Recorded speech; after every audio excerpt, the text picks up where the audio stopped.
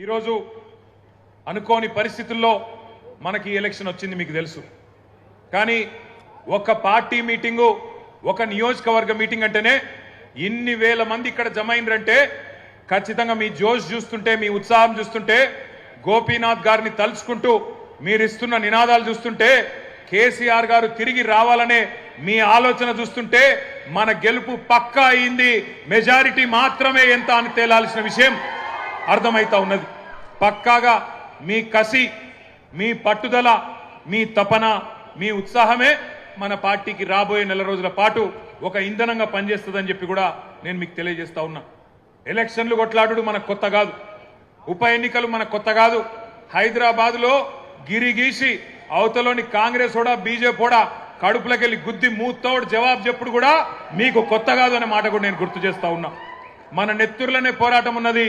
మరి 25 ఏళ్లలో ఎన్నో ఎన్నికలు, ఎన్నో ఉప ఎన్నికలు, ఎన్ని వచ్చినా కమిటెడ్ నాయకులుగా, కమిటెడ్ కార్యకర్తలుగా ఏ ఒక్కరు కూడా మొక్కబోని ధైర్యంతో ముందుకు పోతా ఉన్నారు, గులాబీ జెండాను గుండెల్లో మోస్తూ. నేను మీ అందరినీ ఒక్కటే కోరుతా ఉన్నా, కష్టాలలో సుఖాలలో కలిసి నడిచేదే కుటుంబం. మరి ఈరోజు ఈ టీఆర్ఎస్ కుటుంబం, ఈ కేసీఆర్ గారి కుటుంబంలో మనందరం కూడా, ఈ తెలంగాణ కుటుంబంలో మనందరం కూడా కుటుంబ సభ్యులం. మన కుటుంబంలో ఒకడు, మనలో ఒకడు మన అన్న మాగంటి గోపీనాథ్ గారు అనుకోకుండా మరి కేవలం చిన్న వయసులోనే మరణించిన విషయం మీ అందరికీ కూడా తెలుసు. ఆయన అకాల మరణం ఏదైతే ఉన్నదో జూబ్లీ హిల్స్లో మిమ్మల్ని మాత్రమే కాదు, రాష్ట్ర వ్యాప్తంగా మమ్మల్ని అందరినీ కూడా బాధ పెట్టింది. తల్లో నాలిక లెక్క ఇక్కడ ఉన్న ముఖ్యంగా మా ఆడబిడ్డలందరికీ చిన్న చిన్న కానుకలిస్తూ కళ్యాణ లక్ష్మి చీర కేసీఆర్ గారు పెడితే మీకు కూడా ఆయనతో పాటు ఇంకొక కానుక ఇచ్చి ఆదుకున్న అన్నలాంటి వాడు మాగంటి గోపీనాథ్ గారు. ఇంకొక 3.5 ఏళ్ల పాటు మీకు ప్రజాప్రతినిధిగా, జూబ్లీహిల్స్ నియోజకవర్గ ఎమ్మెల్యేగా మీకు సేవలు అందించాల్సిన గోపీనాథ్ గారు మరి కన్ను మూయడం అనేది మనందరికీ కూడా బాధ కలిగించింది.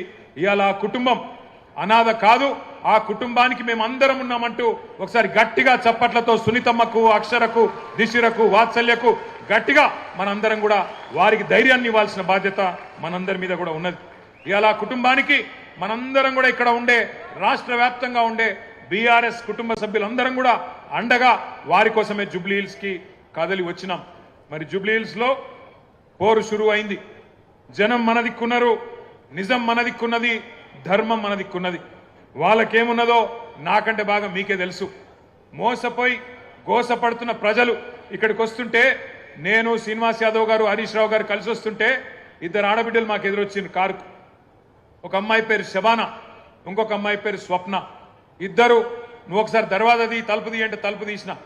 ఇక వాళ్ళు, నేనైతే నాకు తెలియదు గిన్ని తిట్లుంటాయి హిందీ భాషల, ఉర్దూ భాషల, తెలుగు భాషల గన్ని తిట్లు తిట్టిర్రు రేవంత్ రెడ్డిని.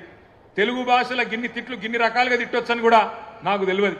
గన్ని తిట్లు తిట్టి వాళ్ళు ఒకటే మాట చెప్పిర్రు, అన్నా మీరు వచ్చే అవసరం లేదు, చెప్పే అవసరం లేదు, మా ఆడబిడ్డలు మేమే చూపెడతాం, ఒక దుర్గాదేవి లెక్క, ఒక కాళికాదేవి లెక్క భరతం పడతాం కాంగ్రెస్ పార్టీది, మోసం చేసినందుకు మేము చూసుకుంటాం వాళ్ళ సంగతి అని చెప్పి దోకాబడ్డ ఆడబిడ్డ శబానా చెప్పింది.